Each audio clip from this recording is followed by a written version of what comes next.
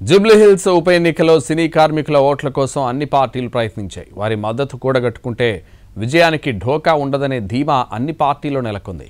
ఈ క్రమంలో అధికార పార్టీగా ఉన్న కాంగ్రెస్ ఓ అడుగు ముందుకు వేసి వారికి వరాలు కురిపించింది. మరోవైపు గులాబీ పార్టీతో పాటు బీజేపీ పలు సినీ కార్మిక సంఘాలతో పలుమార్లు చర్చించుకున్నాయి.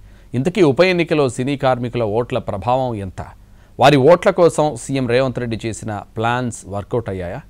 జూబ్లీహిల్స్ ఉప ఎన్నికలో సినీ కార్మికుల ప్రభావం కీలకంగానే ఉంది. నియోజకవర్గంలోని యూసుఫ్గూడ డివిజన్లో కృష్ణానగర్, శ్రీనగర్ కాలనీ, రెహమత్ నగర్ డివిజన్ పరిధిలో 24 క్రాఫ్ట్లకు చెందిన సినీ కళాకారులు పెద్ద సంఖ్యలో ఉన్నారు. వారికి సంబంధించి సుమారు 22,000 ఓట్లు ఉన్నట్లు అంచనా. ఎన్నికల బరిలో ఉన్న 3 ప్రధాన పార్టీల అభ్యర్థులకు సినీ రంగంతో సత్సంబంధాలు ఉన్నాయి.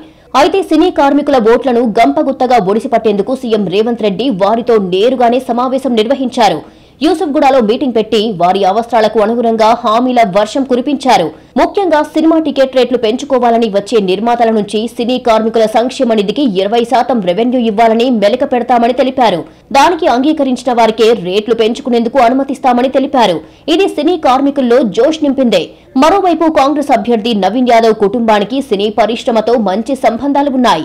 కృష్ణానగర్ ఏర్పాటులో నవీన్ తండ్రి చిన్న శ్రీశైలం యాదవ్ కీలకంగా వ్యవహరించారు. కొంతకాలం సినిమా రంగానికి చెందిన పలు యూనియన్లకు పెద్ద దిక్కుగా వ్యవహరించారు.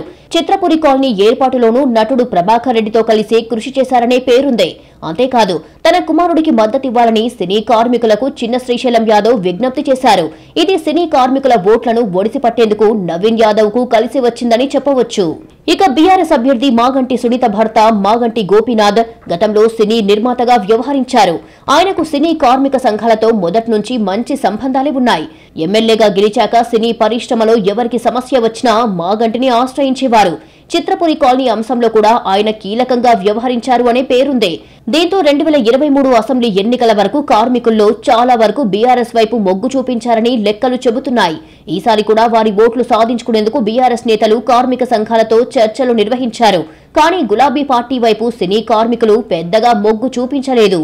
ఇక బీజేపీ అభ్యర్థి లంకల దీపక్ రెడ్డి సైతం గతంలో టీడీపీలో ఉన్నప్పుడు సినీ పరిశ్రమతో మంచి సంబంధాలు నిర్వహించారు. కొన్ని సినిమాలకు స్నేహితులతో కలిసి ఫైనాన్స్ కూడా చేశారు. కార్మికుల యూనియన్లతోనూ టచ్ లో ఉన్నప్పటికీ వాటిని ఓట్లుగా మలుచుకోవడంలో ఆయన విఫలమయ్యారు. మొత్తంగా సినీ కార్మికుల విషయంలో సీఎం రేవంత్ రెడ్డి వ్యూహం హస్తం పార్టీకి సత్ఫలితాలిచ్చింది. నవీన్ యాదవ్ కు సినీ కార్మికుల నుంచి పెద్ద ఎత్తున మద్దతు లభించడం విజయంలో ప్రభావం చూపించింది.